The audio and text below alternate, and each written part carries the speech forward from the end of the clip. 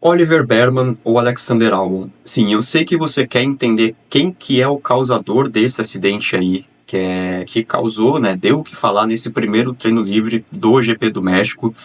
E é sobre isso que eu vou falar hoje, tá? Na nossa primeiro Victor Análises. Então, galera, o primeiro ponto que vocês têm que entender sobre o acidente, sobre a dinâmica desse acidente, é um ponto em que ele ocorreu, tá?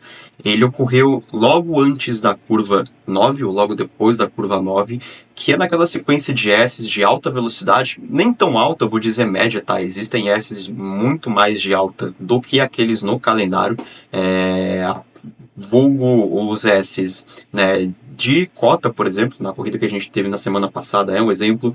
A sequência Maggots, Beckett, Chapel, lá de Silverstone, também é um grande exemplo. Os S's, que são uma sequência de curvas cegas de Jeddah, também são muito infinitamente mais rápidos do que esses S's do GP do México, mas não deixa de ser uma parte que antecede uma zona de DRS, tá? Antecede uma reta, e esse é um ponto que eu quero que vocês gravem, tá? Esses S's, eles têm uma combinação muito diferente, porque justamente na curva em que acontece o acidente, tá? O traçado ideal não é o traçado convencional, onde você pega o apex e espalha para fora da curva. Porque logo depois você tem uma curva para a direita, que é justamente a curva que antecede a reta. Tá? Então, se você tivesse mais uma perna antes da reta, aí sim aquele seria o traçado. Mas nesse caso, tá, não é nem de perto o traçado ideal, porque você perderia a tangência, né, de uma curva que antecederia uma reta com uma zona de DRS.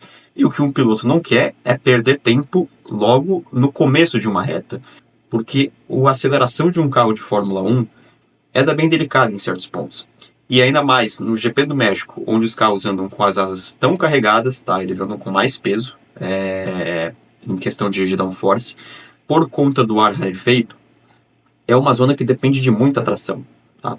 E justamente foi o que faltou para o álbum, tração nesse sentido. E uma coisa muito interessante, galera, de vocês verem, é o quanto que o álbum ele já está perdendo a traseira durante o apex da curva, tá? Vocês vê pelo onboard dele em que ele pega a zebra da parte interna, tá? No México, durante esses S's, eles têm uma configuração de zebra onde a parte externa da zebra, né, a parte que sai mais para a pista, que está mais fora da pista, ela é muito mais alta do que a parte interna, quase como se fosse uma rampa. Isso faz com que o álbum ele perca contato com o solo momentaneamente, tá?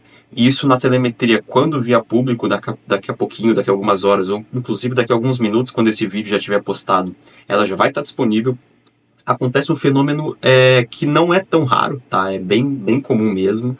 E ele é muito fácil de ser flagrado na telemetria, que é o seguinte: quando as rodas perdem contato com o solo, né, o álbum ele está fazendo um movimento de correção. E durante esse movimento de correção, as rodas voltam a ter contato com o solo. E como a gente pode flagrar isso na telemetria, é isso que a gente vai ver depois, eu espero que aí os nossos amigos do F-Data Analysis divulguem para nós. Há um pico de desaceleração.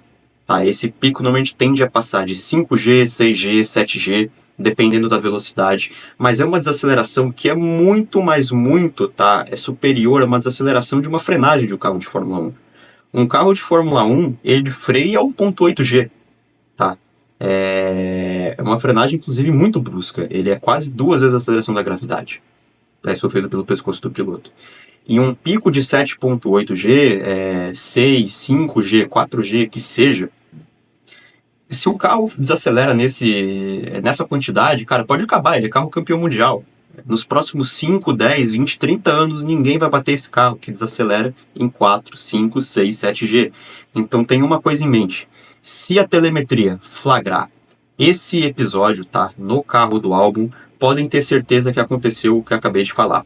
Ele perdeu momentaneamente o contato da roda dianteira com o asfalto, e assim que a roda toca o solo é quando ele está justamente fazendo um movimento de correção. O resto vocês conseguem ver no onboard, né? Ele acaba perdendo a traseira e quando ele tenta corrigir novamente o carro sai de frente e bate no Oliver Berman, tá? Então, para mim, o Oliver Berman não tem culpa nenhuma, tá? Ele poderia ter tentado ir um pouquinho para dentro, sim, mas ele não tem obrigação. Ele não tem obrigação de sair do circuito para não atrapalhar o álbum, que inclusive nem volta rápida estava. Tá? Nenhum dos dois estava em volta rápida.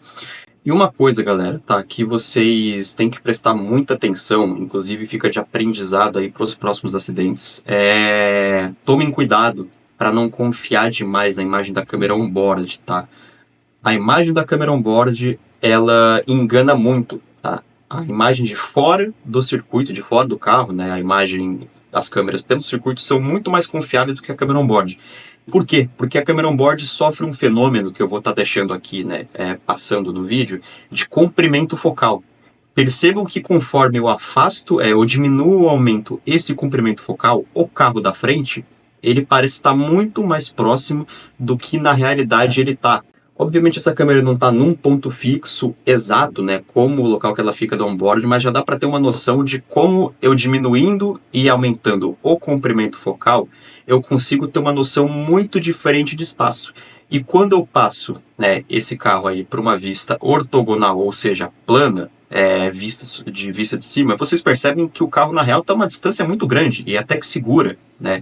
E esse circuito do México é uma distância segura para esse circuito do México, que é um circuito tirando a reta principal, né, e a segunda reta, um circuito bem, mas bem apertado, tá? Então essa é a análise que eu queria fazer com vocês sobre o acidente hoje, tá? Espero que vocês tenham gostado. Se gostaram, deixa o like aí, comenta, alimentem eu e o Baiano, que nós estamos passando necessidade.